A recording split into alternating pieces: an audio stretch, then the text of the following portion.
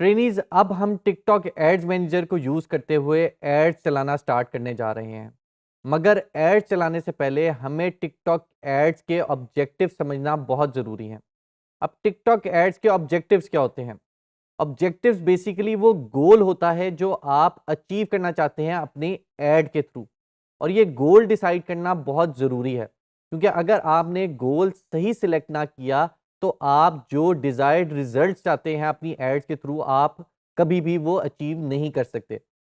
For example, अगर आप चाहते हैं कि आप टिकटॉक एड्स मैनेजर को यूज़ करते हुए एक ऐड क्रिएट करें और उसके थ्रू आप अपनी सेल्स लेके आएँ, यानी आपकी कोई प्रोडक्ट है, आप उस प्रोडक्ट को बेचना चाहते हैं एड चला के, और आप जब अपना गोल सिलेक्ट कर रहे हैं या जब आप अपना ऑब्जेक्टिव सिलेक्ट कर रहे हैं, आपने ऑब्जेक्टिव सेल से रिलेटेड नहीं रखा। फॉर एग्जाम्पल, आपने वीडियो व्यूज से रिलेटेड ऑब्जेक्टिव रख लिया या जो ऑब्जेक्टिव अलाइन नहीं होता आपके गोल से, आपने वो ऑब्जेक्टिव चूज कर लिया, तो उसका नुकसान क्या होगा? उसका नुकसान ये होगा कि टिकटॉक का जो एल्गोरिदम है वो आपकी एड ऐसे लोगों को दिखाएगा जो ऑब्जेक्टिव आपने चूज किया है उनके साथ अलाइन होगी। अब अगर आपने ऑब्जेक्टिव चूज किया है वीडियो व्यूज का, तो टिकटॉक आपकी एड्स ऐसे लोगों को दिखाएगा जो नॉर्मली वीडियो कंटेंट को कंज्यूम करते हैं, वीडियो ज़्यादातर देखते हैं। मगर ऐसे लोगों को आपकी ऐड नहीं दिखाएगा जो टिकटॉक के थ्रू प्रोडक्ट को जाके एक्चुअली परचेज करते हैं। इससे आपको नुकसान ये होगा कि आपकी एड स्पेंड भी हो जाएगी और आप जो ऑब्जेक्टिव अचीव करना चाहते हैं, आप वो भी अचीव नहीं कर सकेंगे।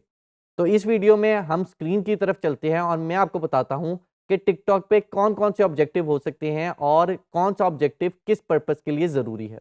टिकटॉक एड्स के ऑब्जेक्टिव को एक्सेस करने के लिए मैं अपने टिकटॉक एड्स मैनेजर के अंदर लॉगिन हो जाता हूं और मैं टॉप मेन्यू से कैंपेन के ऑप्शन को चूज़ कर लेता हूं।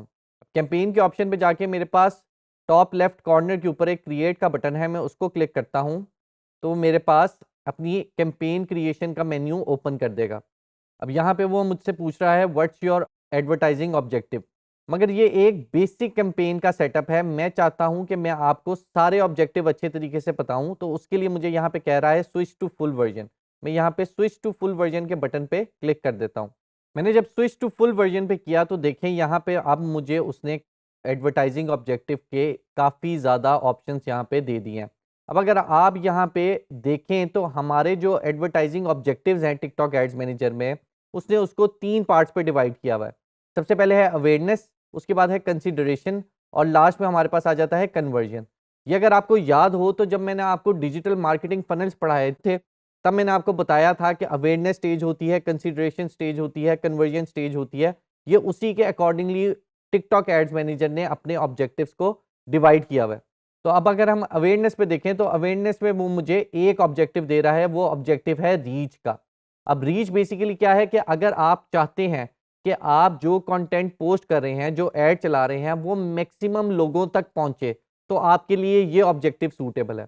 फॉर एग्जांपल, अगर आप ब्रांड अवेयरनेस क्रिएट करना चाह रहे हैं या आपने कोई नई प्रोडक्ट लॉन्च की है, अभी आप उसको बेचना नहीं चाहते, या आपकी कोई नई प्रोडक्ट आ रही है, कोई समर कलेक्शन आ रही है, कोई विंटर कलेक्शन आ रही है और आपके उसके अगेंस्ट एक अवेयरनेस क्रिएट करना चाह रहे हैं। आप चाह रहे हैं कि मैक्सिमम लोगों को पता चल जाए कि मेरी एक क्लोथिंग स्टोर है और उसकी समर कलेक्शन आ रही है, तो रीच का जो ऑब्जेक्टिव है वो यहाँ पे आपके लिए सबसे ज़्यादा सूटेबल होगा, क्योंकि इसको चूज़ करते हुए आप मैक्सिमम लोगों तक अपना जो मैसेज है, अपनी जो ऐड है, उसको पहुँचा सकते हैं। अवेयरनेस के बाद हमारे पास अगली स्टेज आ जाती है कंसिडरेशन में, और कंसिडरेशन स्टेज में हमारे पास जो सबसे पहले ऑब्जेक्टिव आ जाता है वो आ जाता है ट्रैफिक का। ट्रैफिक ऑब्जेक्टिव में हमारे पास ये होता है कि हम अगर ये चाहते हैं कि हम मैक्सिमम लोगों को टिकटॉक एड्स के थ्रू अपनी वेबसाइट के ऊपर लेके जाएं, तो ट्रैफिक का ऑब्जेक्टिव हमारे लिए सूटेबल होगा। अगर हम ऐसा प्रोडक्ट है, ऐसी सर्विस है जिसको हम चाह रहे हैं कि हमारी वेबसाइट पे जाके कोई देखे, एक दफ़ा हमारी वेबसाइट को वो स्क्रॉल करे, वेबसाइट को एक दफ़ा वो देख ले कि उस वेबसाइट में क्या-क्या चीज़ें हैं, तो आप ट्रैफिक का ऑब्जेक्टिव यहाँ पे चूज़ करेंगे। अब अगर हम ट्रैफिक का ऑब्जेक्टिव चूज़ करते हैं तो आप देख सकते हैं कैंपेन सेटअप में उसमें मल्टीपल ऑप्शंस हैं, जो हम आगे चल के ऑब्वियसली आपको बताएँगे। अब ट्रैफिक के बाद हमारे पास अगला ऑब्जेक्टिव आ जाता है वीडियो व्यूज़ का।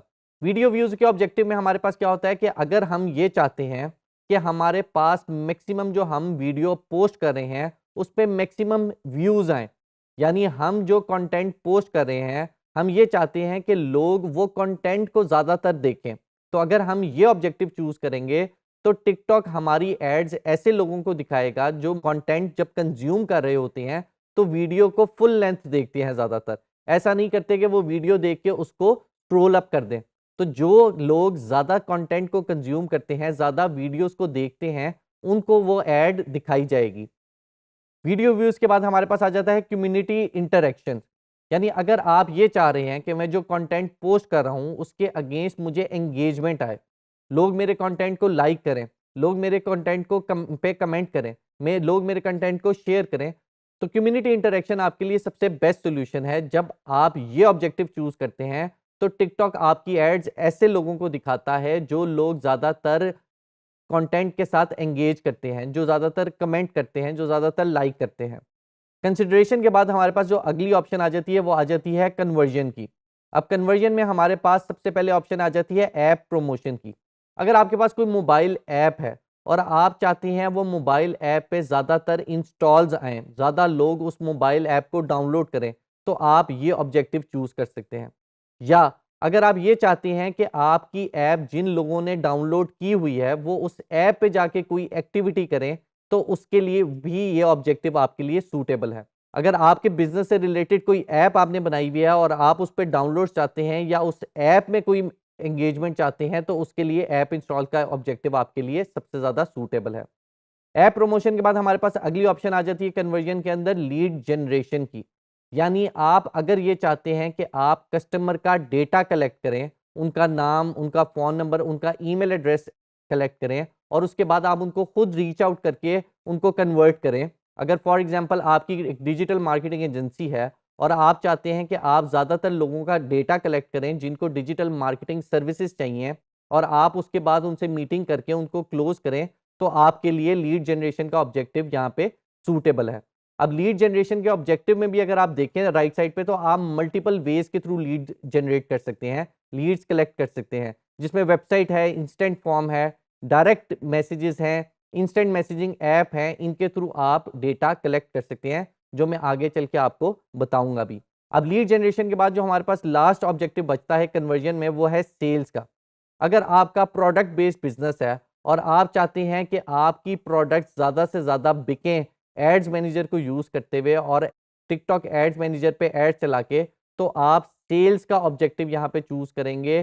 सेल्स का ऑब्जेक्टिव ई कॉमर्स बिजनेसेस के लिए स्पेशली बहुत ज़्यादा हेल्पफुल होता है। तो ट्रेनीज आपने इस वीडियो में देखा कि टिकटॉक एड्स मैनेजर आपको किस किस तरह के ऑब्जेक्टिव प्रोवाइड करता है। आगे चल के मैं इनमें से कुछ इंपॉर्टेंट ऑब्जेक्टिव पे ऐड चलाना सिखाऊंगा कि आप किस तरीके से एक ऑब्जेक्टिव को चूज करके उस पे ऐड चला सकते हैं।